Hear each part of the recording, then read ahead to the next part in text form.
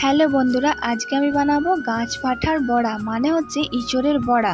তো এখানে আমি ইঁচড় আর একটা আলু সেদ্ধ করে নিয়েছি। তাই এবার তার মধ্যে দিয়ে দিচ্ছি জিরে গুঁড়ো, লঙ্কা গুঁড়ো, কালো মেথি, নুন, পেঁয়াজ কুচি, লঙ্কা কুচি আর দিয়ে দিচ্ছি একটু আদা কুচি।